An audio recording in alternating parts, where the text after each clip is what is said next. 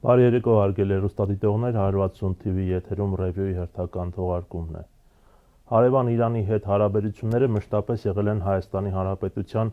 արտաքին քաղաքականության գլխավոր առաջնահերթությունների թվում, բայց մեծ հարց է արդյոք հայ-իրանական հարաբերությունների ամբողջ ներուժն իրացված է թե ոչ։ Բացի այդ, հայկական շահերի տեսանկյունից շատ կարևոր է հասկանալ նաև Իրանի շուրջ ներկայիս աշխարհաքաղաքական իրավիճակը, թե ինչպես կլուծվեն Միացյալ Նահանգների եւ Իրանի լարված հարաբերությունները եւ ինչ զարգացումներ կարող է ունենալ Իրано-իսրայելյան պահպանվող հակամարտությունը, ինչպես հիշում ենք, դեռ մի քանի ամիս առաջ 12-օրյա պատերազմ տեղի ունեցավ Իրանի եւ Իսրայելի, նաեւ Միացյալ Նահանգների մասնակցությամբ։ Թեմայի շուրջ տաղավարում կզրուցենք Թեհրանում տպագրվող հայկական Ալիք օրաթերթի գլխավոր խմբագիր Արամ Շահնազարյանի հետ։ Բարև ձեզ, պարոն Շահնազարյան, շնորհակալ եմ մեր հավերն ընդունելու համար։ Սեպտեմբերի վերջին մենք Իրանի դեսպանատանը մասնակցում ենք Իրանի դեսպան Մեհդի Սոբհանի հրաժեշտի մամուլի ասուլիսին եւ մեր հարցին, թե կգա արդյոք մի օր, որ Հայաստանը եւ Իրանը կդառնան ռազմավարական դաշնակիցներ, նա պատասխանեց, որ Հայաստանն ու Իրանը արդեն իսկ ռազմավարական գործընկերներ են եւ դուք մտածեք ավելի մեծ հորիզոնների մասին, ըստ ձեզ սա ավելի շատ դիվանագիտական թե ճիշտ պատասխան էր եւ ձեր գնահատմամբ հայ-իրանական հարաբերությունների ողջ ներուժը իրացված է, համապատասխանում է արդյոք ներկա մակարդակը դրան։ Ես սկսեմ հարցի վերջին մասից, պետք է նշեմ, որ բոլոր անցյալ տարիներ, այսինքն Հայաստանի անկախությունից ի վեր մինչ օրս գոյություն ունեցող հսկա ներուժը Իրան-Հայաստան հարաբերությունների հետ կապված երբեք ամբողջությամբ 100%-ով չի իրացվել, անգամ այն եզրը, շեմը, որը կարող է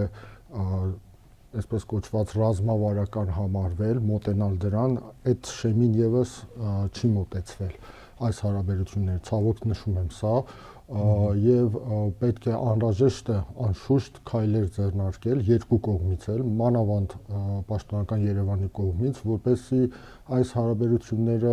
հնարավոր լինի բարձրացնել այն ցանկալի մակարդակի, որը հենց այդ ռազմավարական մակարդակն է, ռազմավարական հարաբերությունների մակարդակ է, եւ յուրացնել այն հսկայական ներուժը, որը գոյություն ունի, հնարավորինս առավելագույն չափով։ Սա միանշանակ է։ Ինչ վերաբերում է պարոն դեսպանի հայտարարության, դե ֆակտո այո, այդ հարաբերությունները բնականորեն պետք է շարժվեն դեպի այսպես կոչված ռազմավարական հարաբերությունների մակարդակի, որովհետև այն մարտահրավերները, որոնք այս տարածաշրջանում գոյություն ունեն, այն անվտանգային խնդիրները, որոնք տարածաշրջանում գոյություն ունեն, գրեթե մեծ տոկոսով նույնն են թե Իրանի, թե Հայաստանի Հանրապետության համար, եւ սա ենթադրում է, որ երկու պետությունները համատեղ ուժերով պետք է դիմակայեն այդ մարտահրավերների, պետք է չեզոքացնեն այդ մարտահրավերները, արկա հնարավորությունները վերածեն այսպես կոչված առիթների համագործակցությունը ընդլայնելու համար, առիթները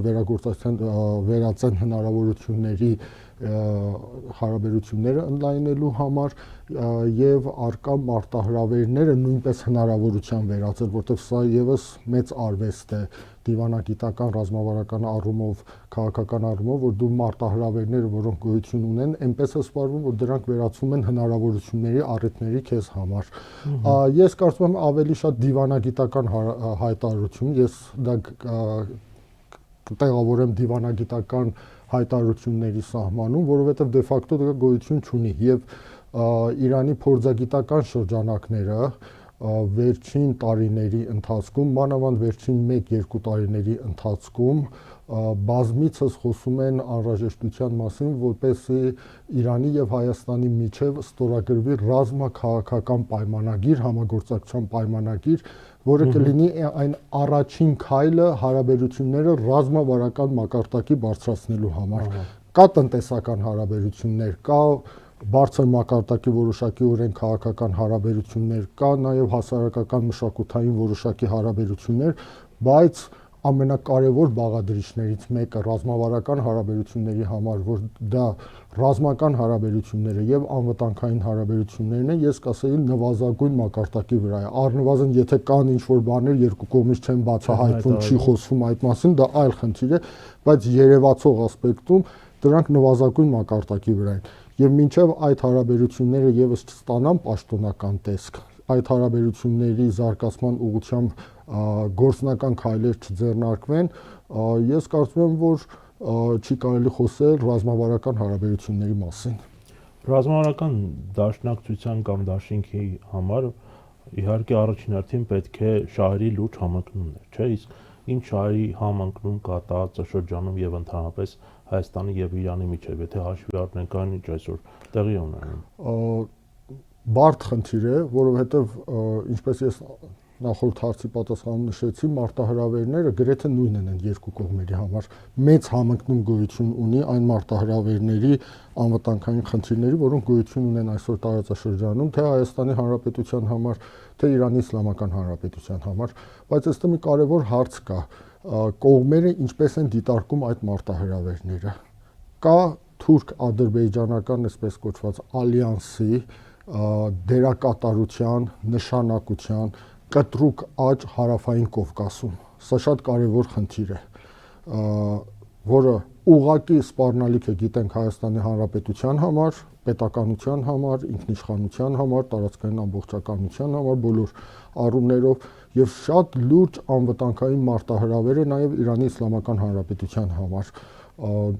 Չեզոքացնում է, նվազագույնի է հասցրել գործնականում հիմա Իրանի դերակատարությունը հարավային Կովկասում, լուրջ մարտահրավերները ապագայի համար առաջադրում Իրանի Իսլամական Հանրապետությանը, թե հաղորդակցական ուղիների առումով, որը կարող է շրջանցել Իրանը, Իրանին դուրս թողնել այդ բոլոր նախագծերից, թե նաեւ եթե այս փանթուրանական գոտին, այնինչ որ իրանցի փորձագետները շատ հստակ անվանել են այդ Զանգեզուրի միջանց կոչվածքը կամ թրիփը, ինչպես որ ցանկանում է Հայաստանի իշխանությունը անվանել դրան, բայց իրականում այդ միջանցքն է, եւ Իրանում շատ ավելի հստակ բանաձևում սահմանում են տվել դրան, դա ՆԱՏՕ-ի թուրանական միջանցքն է, ՆԱՏՕ-ի թուրանական ուղի։ Սա հստակ բանաձևում է, որովհետև ենթադրում է արևմտյան ուժերի դե ֆակտո ՆԱՏՕ-ի ներկայություն տարածաշրջանում, թուրքական գործոնի մեծացում տարածաշրջանում, Իրանի շուրջ օղակի սեղմում, Իրանի կապը հյուսիսի հետ կտրելու եւ այս ամբողջը շատ լուրջ անվտանգային մարտահրավերները առաջացնելու Իրանի համար։ Սա ենթադրում է, որ երկու կողմը տրամաբանորեն պիտի այս թեմայի շուրջ համագործակցեն միասին,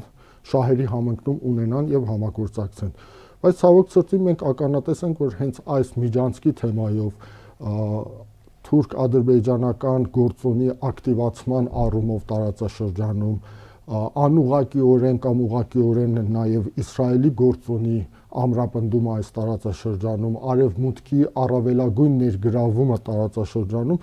սրանք բոլորին Հայաստանի Հանրապետության գործող իշխանությունները այլ ակնոցով են նայում, այլ ակնոցով են դիտում, եւ սա խնդիրներ է առաջացնում, սա խոչընդոտ է առաջացնում այն հենց այդ ռազմաքաղաքական պայմանագրի ստորագրումը, հարաբերությունները ռազմավարական մակարդակի բարձրացնելը եւ համատեղ ուժերով այս մարտահրավերները հաղթահարելու մասին մտածել, ծրագրավորել ու գործոն քայլեր ձեռնարկելու կապակցությամբ։ Այսինքն Թեհրանի այն մտահոգությունները, որը մշտապես հայտարարվել է այդ թվում գերագույն առաջնորդի կողմից, որ Թեհրանը թույլ չի տա ոչ մի դեպքում Իրանի եւ Հայաստանի սահմանի փակում, կապված Սյունիքի նկատմամբ Ադրբեջանի եւ Թուրքիայի հավակնությունների հետ, այդ մտահոգությունները չեն փարատվել ըստ ձեզ օգոստոսի 8-ի Վաշինգտոնի այդ համաձայնության։ Ոչ, չեն փարատվել, թեպետ պաշտոնական մակարդակով, դիվանագիտական մակարդակով, թե դեսպանը նախկինը նոր դեսպանը դեռ նոր է սկսում աշխատանք, որը մամուլի ասուլիս չենք տեսել, պարոն Շիրղոլամի կողմից դեռ նոր պետք է սկսի իր աշխատանքը, թե պարոն Սոբհանին, որը շատ հմուտ բազմափորձ դիվանագետ է, շատ լավ տիրապետում էր եւ բոլորս գիտենք, որ ինչ հստակ բանաձևումներ էր տալիս այս տարածաշրջանում տեղի ունեցող իրադարձությունների հետ կապված եւ Բաքվում ինչպես ջղաձգորեն արձագանքում այդ բոլորին, թե նաեւ Թեհրանում հայտարարությունները որ կան, դրանք դիվանագիտական մակարդակի հայտարարություններ են, այդուհանդերձ հենց պաշտոնական մակարդակով էլ հաճախ հնչում է այն տեսակետը, որ այո, մեզ փորձում է Հայաստանի Հանրապետություն Երևանը համոզել, որ վտանգ չի սպառնում, բայց մենք դեռ ունենք որոշակի վերապահումներ։ Իսկ այդ վերապահումները, երբ դա տեղափոխվում ենք այսպես կոչված փորձագիտական շրջանակներում, փորձագիտական դաշտ, շատ հստակ են, շատ հստակ դրված են այդ մտահոգությունները, իրենք բնավ էլ փարատված չեն համարում այդ մտահոգությունները, փորձագիտական շրջանակները անընդհատ մեծ մասը դրանց ուրեմն զգուշացնում են, ահազանգում են այն մասին, որ եթե այս միջանց կոչվածը այնուամենայնիվ կյանքի կոչվի, դրա հետևանքները Իրանի համար անվտանգային առումով, տնտեսական շահի առումով եւ մանավանդ հարավային Կովկասում իր ներկայության առումով լինելու են աղետաբեր։ Միանշանակ դա շեշտում են փաստարկներով, հստակ օրինակներով բոլորով նշում են, թե ինչ հետևանքներ կարող է ունենալ այդ ամենը Իրանի անվտանգության համար եւ տարածաշրջանային շահերի ու ներկայության համար, սա միանշանակ է։ Իսկ հնարավոր է, որ առհասարակ, եթե հիշենք Իրանի հետ կապված, մենք ինչպես նշեցինք, Իրանի եւ Միացյալ Նահանգների եւ նրա դաշնակից Իսրայելի հետ լարված հարաբերությունները եւ այս իրավիճակում Թրամփի ուղի կոչվող ծրագիր է իրականացնում, որը անցնելու է մեղրիով, այսինքն Իրանի հետ սահմանից մի քանի կիլոմետր հեռավորության վրա։ Հնարավոր որ հենց սա առաջին հերթին աշխարհաքաղաքական ծրագիր է ուղղված Իրանի դեմ նախապատրաստվող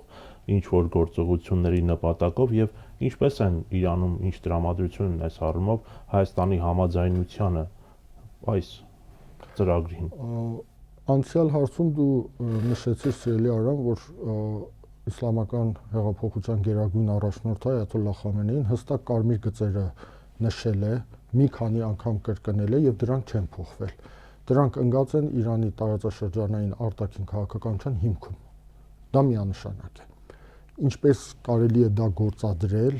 ինչքանով հնարավոր է, հնարավոր չէ եւ գործնական քայլեր արդյոք Իրանի գործադիր իշխանությունը կիրառում է դա գործադրելու համար, մեկ այլ հարց է եւ Հայաստանը ինչքանով է համաձայն, որ Իրանը այդ քայլերը գործադրի, դա նաեւ հարցի մյուս առավել կարևոր կողմն է իմ կարծիքով, որ կարելի է դրան անդրադառնալ։ Իսկ այո, այդ ամբողջը Իրանում հստակ, ինչպես ասացի, դիտարկվում է եւ իրենք գիտեն, այսինքն այդ օղակն է սեղմվում, շատ հստակ փորձագիտական շրջանակներն նշում են։ Այս ուղին ունի մի քանի նպատակ։ 1. Սեղմել շրջափակման օղակը Իրանի Իսլամական Հանրապետության շուրջ։ 2. Կտրել Իրանի եւ Հյուսիսի կապը, այսինքն Ռուսաստանի հետ ամենաանվտանգ կապը, որ կարող է գոյություն ունենալ, դա անցնելու է Հայաստանի վրա։ Այդ կապը խզել, այդ կապը կտրել։ Կտրել հնարավորությունը Պարսից ծոցից Սև ծով եւ դեպի Եվրոպա գնացող այդ հաղորդակցական ուղուն, այդ հնարավորությունից զրկել Իրանին։ Նվազագույնի հասցնել Իրանի դերակատարությունը հարավային Կովկասում ու այս բոլորը ենթադրում են նաև տարածաշրջանային առումով Իրանի որոշակի դերակատարության թուլացումը, որովհետև սրանք մի շղթայի օղակներն են կապված մեկը մյուսի հետ։ Եթե միտեղ թուլանում է, դրա արձագանքը մենք այլ այսպես կոչված վայրերում էլ տեսնում ենք մեծ մերձավոր արևելքում, որը հարավային Կովկասը դրա մի մասն է կազմում, դրան զուգահեռաբար կա այն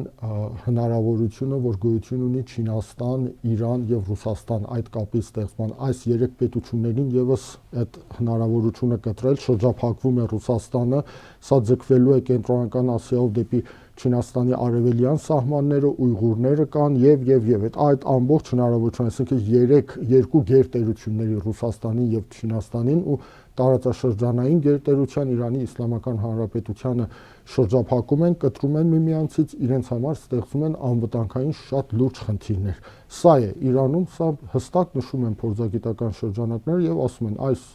ուղին եթե կյանքի է կոչվում, այն ձևաչափով որ գոյություն ունի, Հայաստանի Հանրապետությունը այսպես կոչված հավանություն է տալիս այդ բոլորին, այդտեղ գալիս են տեղավորվում են արևմտյան այսպես կոչված անվտանգային ուժեր, անհրաժեշտ էլ չէ, դա նշել են անգամներ նշում են, որ պետք չի որ անպայման ամերիկյան ռազմական այսպես կոչված ուժերի հագուստը կրեն, թևի վրա լինի Ամերիկայի դրոշը կամ ՆԱԹՕ-ի էմբլեման լինի կամ ինչ որ եվրոպական երկրի, հենց այդ որ անվտանգային ուժեր են գալիս տեղակայվում այդտեղ, որոնք ղեկավարվում են ուղղակիորեն արևմուտքի կողմից, մենք գիտենք, որ այդ անվտանգային ուժերը հենց այնպես չեն։ Ես կամ դու կամ երրորդ անձը չի կարող մի ինչ-որ ընկերություն գրանցել, հետո գալ հայտ ներկայացնել, ասել այդ տվեք, ես կապահովեմ այդ անվտանգություն։ Դրանք ուղղակի կապված են CIA-ի հետ կապված են, FBI-ի հետ կապված են արևմտյան անվտանգային համակարգերի հետ, եւ դա լուրջ գլխացավանք է լինելու Իրանի համար։ Դա որոշակիություն կա արդեն այս ծրագրի հետ կապված, այսինքն ինչ ուժեր են տեղակայվել։ Չէ, ես չեմ տեսել, բոլորս էլ գիտենք, որ հրապարակում չկա, բայց դե ֆակտո գիտենք, որ ինչ է տեղի ունենալու։ Նման ուղիներ, նման այսպես կոչված անվտանգային պայմանները սովորական բաներ չեն հոգում։ Դրա անվտանգությունը, ընկերություններ, ինչպես նշեցի, դրանք ուղղակի կապված են անվտանգային համակարգերի հետ։ Եվ բնական է, որ այս ամենի խորքում դերակատարություն է ունենալու Իսրայելը, տրամաբանական է, որ եթե կա արևմուտքը, եթե մանավանդ կա Միացյալ Նահանգները, եթե կա այնտեղ Թուրքիայի եւ մանավանդ Ադրբեջանի ուժեղացող գործոնը, կտրուկ ուժեղացող բարձրացող գործոնը կշիռը տարածաշրջանում, դա նշանակում է դրա թիկունքում թաքնված է Իսրայելը եւ հենց այսօրվանից կարելի է տեսնել, ինչպես ասում են, ականջները, երևացող ականջները Իսրայելին այս ամենի թիկունքում եւ սրանք լուրջ մարտահրավերներ, լրջագույն մարտահրավերներ են Իրանի Իսլամական Հանրապետության համար։ Իսկ հնարավոր է, որ ընդհանրապես այս ծրագրի պատճառով Հայաստանի եւ Իրանի հարաբերությունները վատթարանան, եթե այս ամենը դեմ է գնում Իրանի կենսական շահերին, ես նկատի ունեմ պաշտոնական Երևանի քաղաքականությունը։ Պետք է տեսնել, որ երբ կյանքի կկոչվի թե ոչ այս նախագիծը, որովհետեւ բոլորս գիտենք, որ դեռ նախաստորագրված է, դեռ հստակ պայմանագիրը գոյություն չունի, ենթադրվում է, որ 2026 թվականից պիտի արտադրվի այս ամբողջ ծրագիրը։ Պետք է տեսնել, որ ինչ ընթացք է ունենալու, պաշտոնական Երևանը ինչ քաղաքականություն է կիրառելու դրանից հետո, բայց ես կարծում եմ եւ մեծ հույսեր ունեմ, որ չի ազդելու, որովհետեւ Իրանի Իսլամական Հանրապետությունը ներկա դրությամբ հաշվի առնելով տարածաշրջանային իրադարձությունները, որոնք գոյություն ունեն, հաշվի առնելով այն հանգամանքը, որ կան բազմաթիվ մարտահրավերներ կապված իր անվտանգության հետ, ինքնիշխանության, չասեմ ինքնիշխանության, սխալ բան եմ օգտագործում ինքնիշխանությունը, անվտանգության հետ, տարածաշրջանային դերակատարության հետ, երկրի կայունությունը պահպանելու հետ Իրանի Իսլամական Հանրապետությունը փորձում է լարվածությունը իր հարևանների հետ, անմիջական հարևանների հետ հասցնել զրոյական մակարդակի։ Դա իր արտաքին քաղաքականության հստակ ուղղվածությունն է։ Դա տեսնում ենք Պարսից ծոցի արաբական երկրների հետ հարաբերությունների հարցում, դա տեսնում ենք Պակիստանի հետ հարաբերությունները ամրապնդելու, կայունացնելու հարցում, դա տեսնում ենք Աֆղանստանի հետ հարաբերությունները նորմալ մակարդակի պահելու, կայուն մակարդակի պահելու, Իրաքը իր ազդեցության գոտում պահելու, Լիբանանում խնդիրները կարգավորելու, Սիրիայի հետ հնարավորինս մինիմում խնդիրները ունենալու դեռևս այս ամբողջը Սիրիայի հետ կապված, ոչ թե Սիրիայի իշխանությունների կառավարության, Սիրիայի հետ կապված, Թուրքիայի հետ տեսնում ենք ինչ ակտիվ հենց անցյալ օրերի ընթացքում ինչպեսի ակտով, այո, միշտ ոչ միանշանակ է, ոչ միանշանակ է, միշտ այդպես է, երկու կողմերը ըստ այդ պահի իրենք շահերից են առաջնորդվում։ Հիմա ներկա դրությամբ երկու կողմին էլ ձեռնտու է, որպեսզի խնդիրներ չունենան ու հարաբերությունները զարգանան, մանավանդ անվտանգային առումով։ Սա երկու կողմերի հիմա շահերից է բխում։ Ինչու՞ չէ նաև Ադրբեջանի հետ հարաբերությունները նորմալ տանելի մակարդակում պահելու, չեմ ասում զարգացնելու, այդ տանելի մակարդակ լինի, որպեսզի այն անվտանգային խնդիրները, որոնք ուղղակի եւ անուղղակի գալիս են Ադրբեջանից Իրանի համար, դրանք հասցնել նվազագույնի։ Իրանը հիմա այդ քաղաքականությունն է վարում եւ բնականաբար Հայաստանը, որը պատմականորեն միշտ եղել է եւ վերանկախությունից հետո եւս մանավանդ այն երկիրը, որի հետ Իրանը ունեցել է զրոական խնդիրներ, երբևէ խնդիր չի ունեցել, չի ձգտելու Թեհրանը տրամաբանորեն երբևէ չի ձգտելու հարաբերությունները վատացնել, խնդիրներ ունենալ Հայաստանի Հանրապետության հետ, բայց ասում եմ կապված է լինելու իմ կարծիքով շեշտեմ իրադարձությունների հետագա ընթացքից։ Պետք է սպասենք այդ իրադարձություններին, տեսնենք թե ոնց են զարգանալու։ Բայց եթե այստեղ ամերիկյան կամ արևմտյան ուժեր տեղակայվեն, հնարավոր է որ դա հետագայում օգտագործվի որպես պլաստարմ Իրանի դեմ։ Տեսականորեն իմ կարծիքով ամեն ինչ հնարավոր է։ Ես չեմ կարծում, հուսով եմ, որ Հայաստանի Հանրապետության հենց այս գործող իշխանությունները այդքան խելամտություն ունենան, որ թույլ չտան Հայաստանի Հանրապետությունը վերածվի որևէ պլաստարմի Իրանի Իսլամական Հանրապետության դեմ։ Դա միանշանակ դրանից միանշանակ տուժելու է Հայաստանի Հանրապետությունը։ Իրանը եւս կարող է տուժել, բայց Իրանը որպես պետություն, որպես տարածաշրջանային գերտերություն, այն պետությունը, որը տեսանք գործնականում ինչպես կարողացավ դուրս գալ 12-օրյա պատերազմից։ Այդ բոլոր պլանները, որոնք մշակված էին, մեկ գերտերություն Իսրայել, ամբողջ արևմուտք Իրանի դեմ, ոնց կարողացավ հաղթահարել, նվազագույնի հասցնել այն վնասը, որը կրել էր, չեզոքացնել այն ամբողջ ծրագրերը, որը Իսրայելը ուներ Իրանի հետ կապված, դրանք բոլորը չեզոքացնել, դե ֆակտո հաղթանակ տանել, կամ եթե հաղթանակ չտանել, որ ես անձամբ հավատացած եմ, հաղթանակ տարեց այս պատերազմում, գոնե չեզոքացնել այն բոլոր ծրագրերը, որոնք կապված էին Իրանի հետ եւ Իսրայելը ու թիկունքում նաեւ Միացյալ Նահանգները փորձում էին իրականացնել։ Նման պետության հետ կատակ չեն անում։ Մանավանդ Հայաստանի Հանրապետության նման բնականաբար փոքր պետություն իր ծավալներով, ամեն ինչով, բոլոր հնարավորություններով համեմատելի չի Իրանի հետ եւ տուժելու է այն երկիրը, որ շրջապատված է թշնամական պետություններով, Թուրքիա, Ադրբեջան։ Ցանկացած փաստաթուղթ, որը ստորագրվի, Ալիևն էլ, Էրդողանն էլ այցել են Հայաստան, երթում պատարակ, ինչպես որ մենք խոստում, ինչպես որ ընդունված է ասել, ինչ էլ որ անեն, իրենք մնալու են մեր թշնամիները, իրենք երբեք իրենց նպատակներից Հայաստանի Հանրապետության հետ կապված իրենց ծրագրերից չեն հրաժարվելու։ Սպասելու են ընդամենը առիթի դա իրականացնելու։ Պարոն Շանազյան, իսկ չեք կարծում, որ Իրանի շուրջ այս օղակի սեղմումը սկսվել է հենց Արցախի բռնազավթումով եւ անկումով։ Իդեպ այս հարցը նաեւ Իրանի դեսպանին տվեցին, հետաքրքիր դուք ինչպես կպատասխանեք։ Այո, որոշակի դերակատարություն ունեցել է։ Սա այդ պլանի մի մասն էր։ Առանց Արցախի չէր կարող Թրամփի ուղի կյանքի կոչվեր։ Առանց Արցախի այս, ինչպես Իրանում են ասում, ՆԱՏՕ-ի թուրանական միջանցքը չէր կարող կյանքի կոչվել,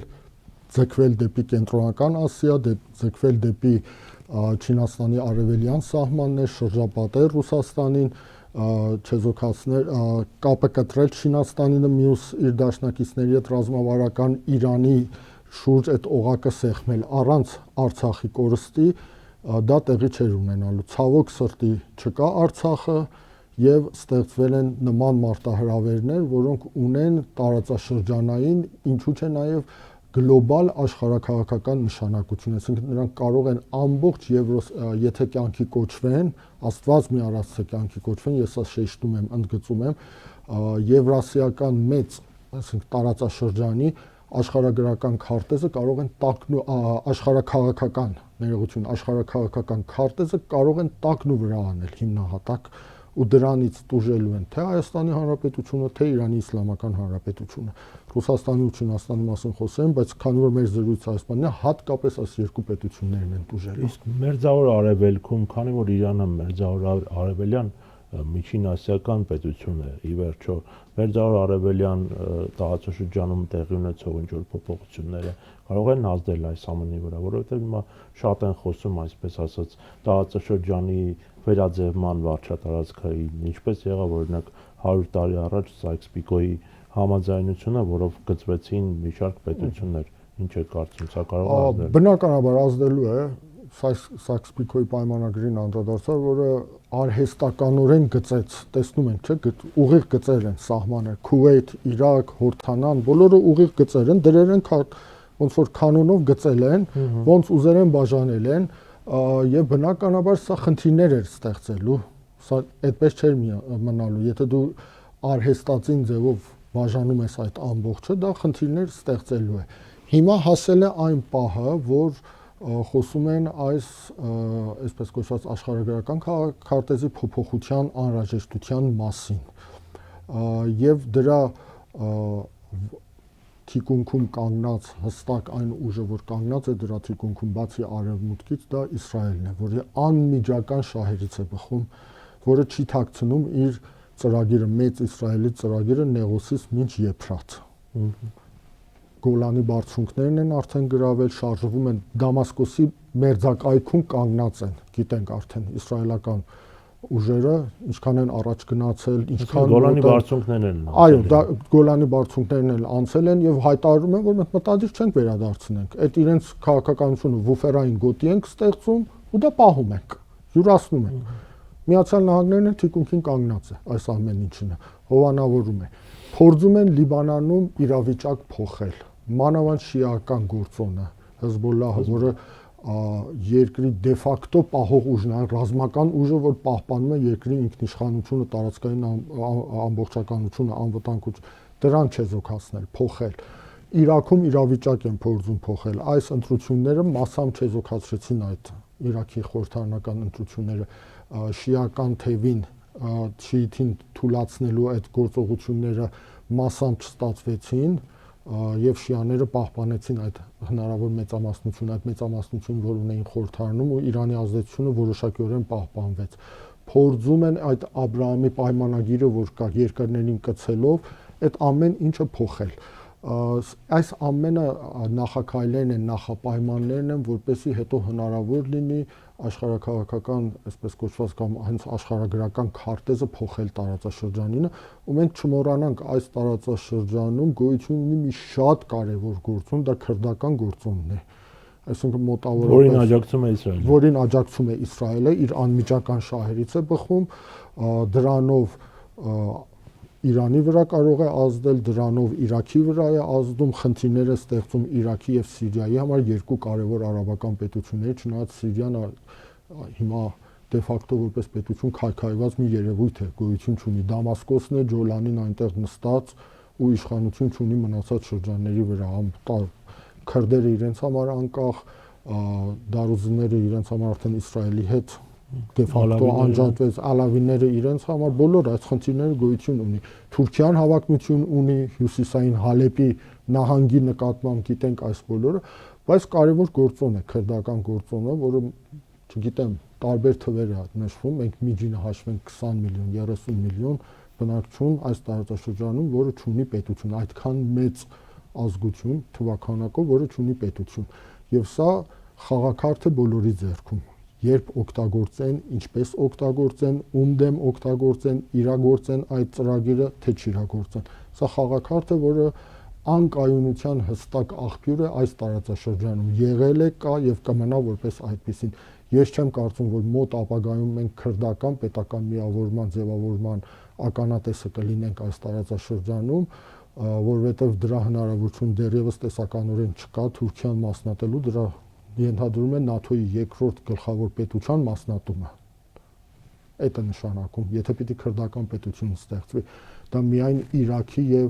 Սիրիայի հաշվին չի լինելու։ Խնդիրները ունենալու լուրջ Իրանը, բնականաբար խնդիրները։ Առաջին հերթին իրանական ժողովուրդն են քրդերը։ Այդ ամբողջ խնդիրները լինելու դեռ աշխարհը պատրաստ չէ, բայց որ այդ խաղաքարտը շատ լավ կօգտագործեն տարածաշրջանում, տեսանելի ապագայում միանշանակ եմ կարծիքով։ Իսկ ինչ է կարծում, Իրան նույնպես կփորձեն ապակայունացնել եւ արդյոք Միացյալ Նահանգները կամ մասնավորապես Թրամփի վարչակազմը կշարունակի Իրանում իսլամական վարչակարգ, ինչպես ասում են, փոխելու քաղաքականությունը եւ ինչ զարգացումներ է տեսնում Իրան-Իսրայել հակամարտության։ Իրան-Իսրայել հարաբերություններում հիմա ոչ պատերազմ, ոչ խաղաղություն իրավիճակն է։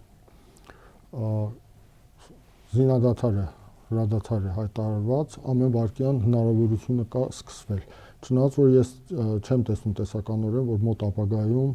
կողմերից որևէ մեկը կգնա այդ քայլին, մանավանդ Իսրայելը այն հարվածները, որ ստացել է, այն ցենզուրան, որ կա Իսրայելում, թույլ չի տալիս պատկերացնել, թե ինչ հարվածներ է ստացել Իսրայելը։ Դեռ մինչև հիմա իրենք այսպես կաթիլ է ներկայացվում այդ ամեն ինչը։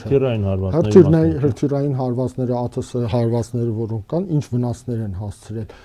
Եվ մանավանդ իր այսպես կոչված երկաթե գմբեթ այդ առասպելական հոպը, որ գոյություն ուներ,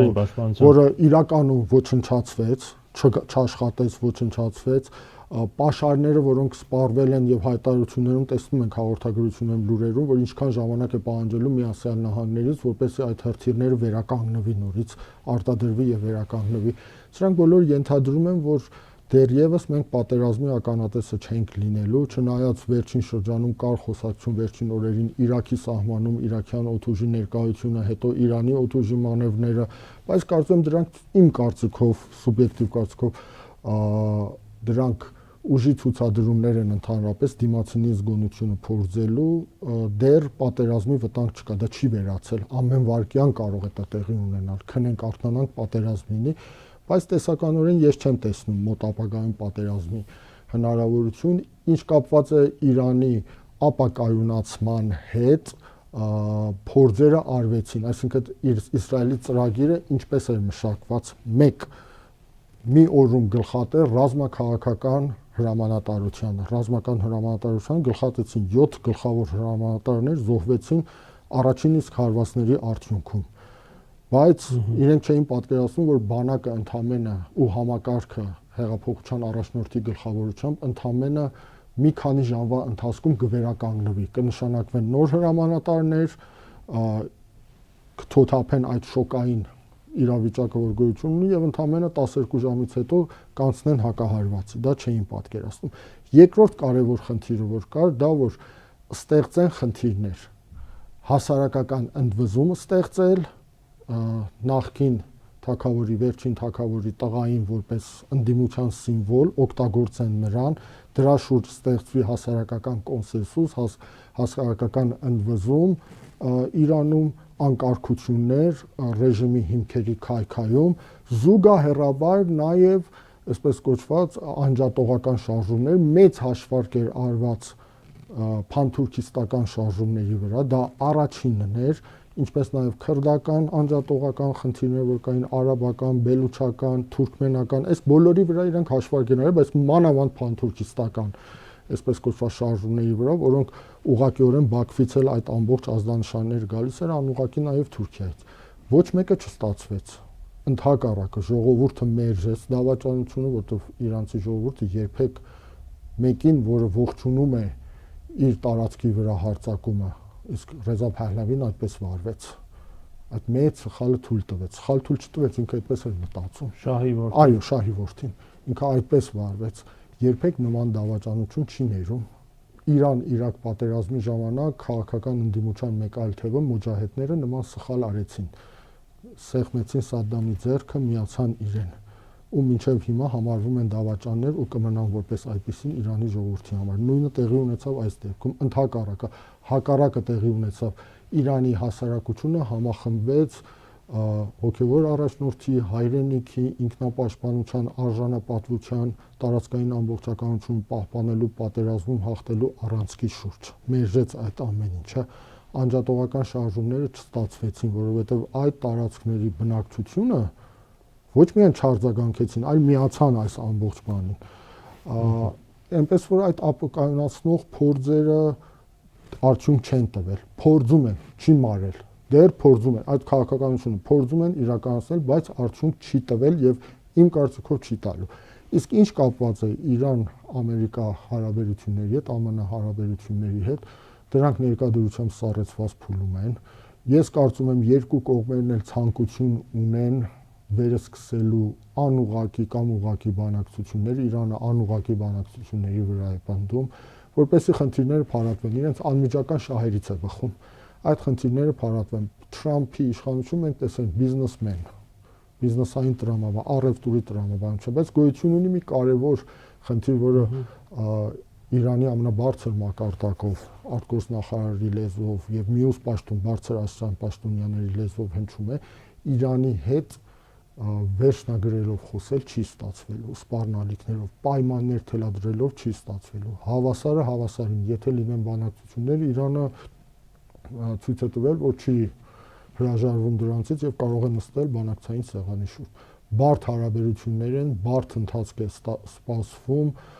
եւ եթե անգամ բանակցությունները սկսվեն, դրանք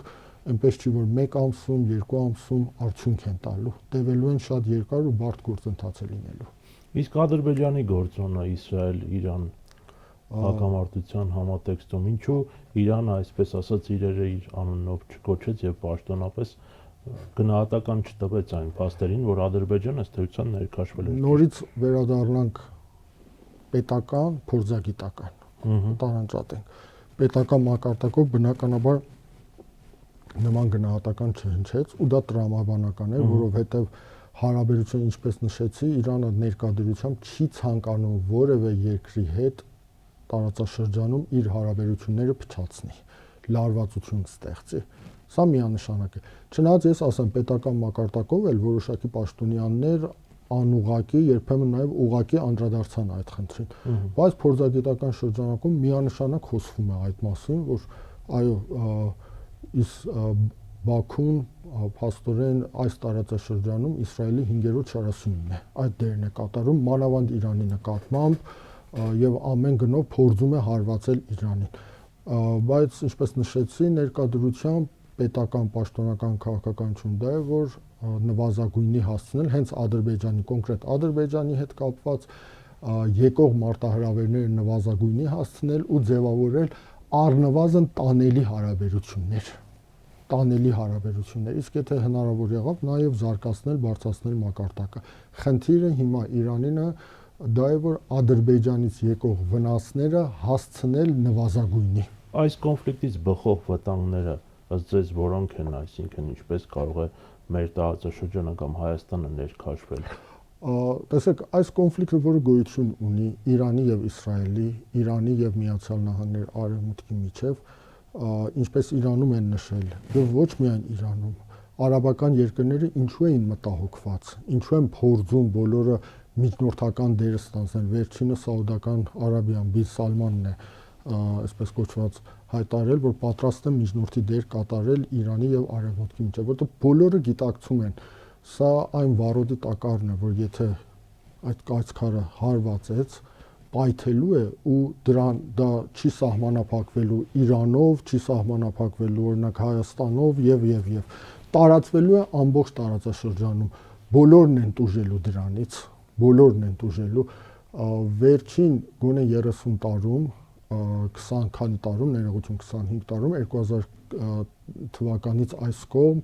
մենք ականատես ենք եղել գործողությունները, որոնք տեղի ունեցան Իրաքում, Սադամ Հուսեյնի իշխանության տապալում։ Այդ արաբական աշխարհի հեղաշրջումները, հեղափոխությունները, որ տեղի ունեցան Եգիպտոսում, Լիբիայում, ինչ արդյունքներ են տվել, Սիրիայում քաղաքացիական պատերազմի ինչի է հանգեցրել։ Ողջ տարածաշրջանը ներքաշված է, այսպես կոչված անկայունության մղձավանջի մեջ, ինչ որ տեղի է ունենում ուղղակի կամ անուղղակի անվտանգային սպառնալիք է մյուս բոլոր պետություններից, սկսած Հորդանանից, Քուվեյթից, Սաուդյան Արաբիա, Կաթար, Բահրեյն, բոլորի համար խնդիրներ է ստեղծում։ Հիմա պատկերացրեք, պես խոշոր ծավալի պատերազմ Իրանի, Իսրայելի եւ Միացյալ Նահանգները մյուս կողմից ներքաշված այդ պատերազմում, ինչ հետևանքներ է կարող ունենալ։ Չմոռանանք, որ Իրանը հայտարարեց պատերազմի առաջին օրին, երրորդ երկիրը եթե ներքաշվի եւ տարածք տրամադրի, համարվելու է մեր թշնամին եւ զերծ չի մնալու հարվածներից։ Տեսանք ինչպես հարվածեց Կաթարում ամերիկյան ռազմաբազային։ Հիմա պատկերացրեք, եթե ուղղակի ներքաշվեն, ինչ քաոս է ստեղծվելու այս տարածաշրջանում։ Այնպես որ բոլորն են մտահոգված այս բանով, բոլորը փորձում են որպեսզի նվազագույնի հասցնեն նման սցենարի, այսպես կոչված իրականացումը տարածաշրջանում։ Դրանից ներկա դրությամբ իմ կարծիքով միանշանակ միայն հետաքրքրված է դրանով Իսրայելը։ Նեթանյահուին երկու խնդիր է հետաքրքրում, մեկ որպեսզի կարողանա այդ մեծ Իսրայելի ծրագիրը իրականացնել, այն խնդիրները, որոնք գոյություն ունի,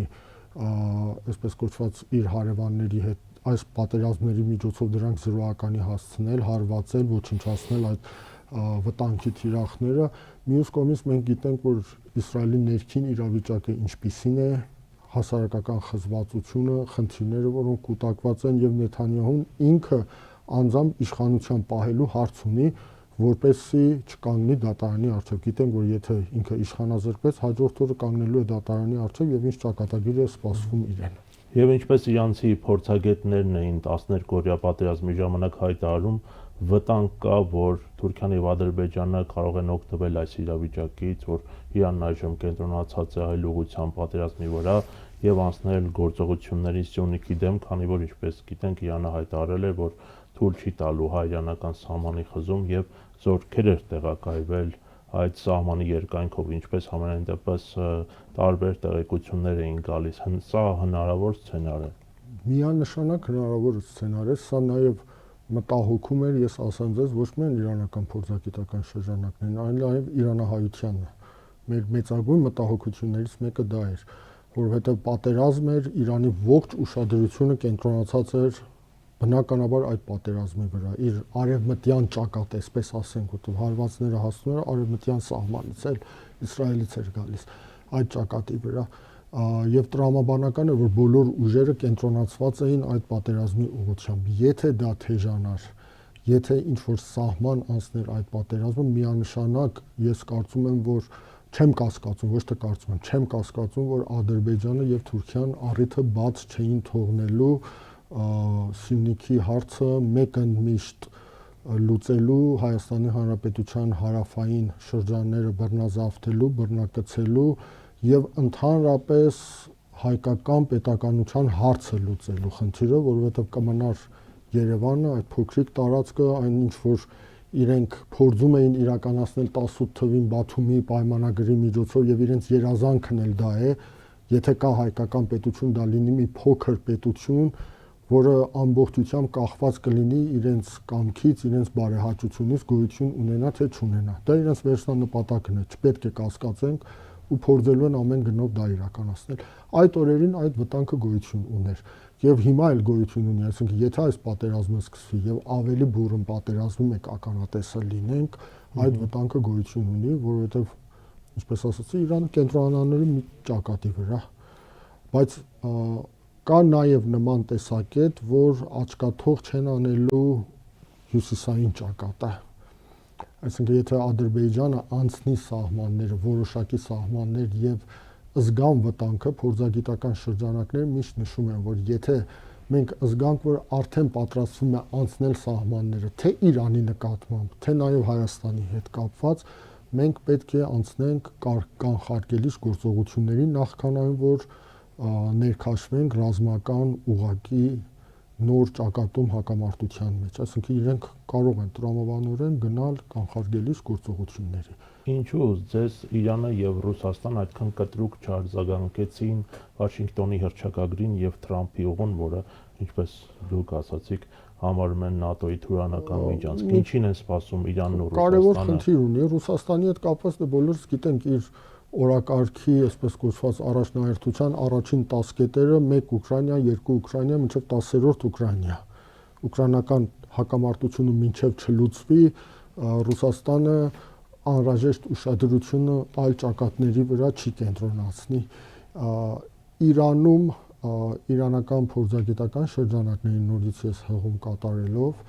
կար ցավոք սրտի այդ բանը, որ նրանք անընդհատ քննադատում են, որ վերջին տարիներին, մանավանդ վերջին Ռոհանի երկրորդ կառավարության ժամանակ մենք անհրաժեշտ ուշադրությունը Կովկասին չունեցանք, անհրաժեշտ ուշադրությունը Կովկասի նկատմամբ մենք լուրջ չընդունեցինք ադրբեջանական թուրքական վտանգը, այն քաղաքականությունը, որը վարում էինք Ադրբեջանին, ինչու՞ չէ նաև Թուրքիային, մանավանդ Ադրբեջանին սիրաշահելու առումով չտվեց իր արդյունքները, հակառակ էֆեկտ ունեցավ, դա հանգեցրեց նրան, որ Ադրբեջանը համարձակություն ունեցավ անցնել ռազմական գործողությունների, Ղարաբաղյան 44-օրյա պատերազմ, որը մեր շահերի դեմ էր, նրանք խոսում են, որ մենք հյուսիսում, հյուսիս-արևմուտքում ունեինք ինչ երկարությամբ անվտանգ սահման, ու հիմա այդ անվտանգ սահմանը գոյություն չունի, որովհետև Հայաստանի սահմանն էլ այլևս անվտանգ չէ։ Ամեն վայրկյան խնդիր է ստեղծում։ Թրամփի ուղին դե ֆակտո վտանգ է իրենց համար։ Դա նշանակում է, որ այդ սահմանն էլ անվտանգ չէ։ Մենք կորցրեցինք այդ ամբողջը։ Դա այդ մասին խոսում են։ Սխալ քաղաքականություն կար, ցավոք սրտի, ես պատասխանատվությամբ հայտարարում եմ, որ սխալ քաղաքականություն կար այդ առումով, եւ պտուղները հիմա քաղում են այդ սխալ քաղաքականությանը ու պետք է փորձ արվի, որպեսզի շտկվի այդ սխալ քաղաքականությունը եւ հույսով եմ, որ այսպես կոչված վիճակը կմնա գոնե հենց այս մակարդակի վրա, տարածաշրջանային իրադարձությունները Իրան-Իսրայել, Իրան-Արևմուտք, Իրան-Միացյալ Նահանգներ հարաբերությունները, որպեսզի Իրանը հնարավորություն ունենա զբաղվել հարավկովկասյան ֆրոնտով։ Մի կարևոր խնդիր էլ որ գոյություն ունի, որ իմ կարծիքով թե Թեհրանի, թե Մոսկվայի սխալն է, եւ մանավանդ Մոսկվայինը, որ Ռուսաստանը միշտ խանդով է վերաբերվում Իրանի ներկայությանը հարավային Կովկասում եւ Իրանի նախաձեռնություններին հարավային Կովկասում։ Դա ոչ մի կերպով իր շահերից չի բխում եւ ես չեմ կարծում, փորձագիտական շրջանակներն են նույնն են նշում, որ Իրանի ներկայությունը հարավային Կովկասում կարող է խանգարել Ռուսաստանի Դաշնությանը։ Այսպես թե այնպես հարավային Կովկասը դեռևս համարվում է Ռուսաստանի Դաշնության ավանդական ազդեցության գոտիներից մեկը, դեռ չի կորցրել դա, չնայած բավականաչափ թուլացել է այդ գործոնը, բայց չի կորել։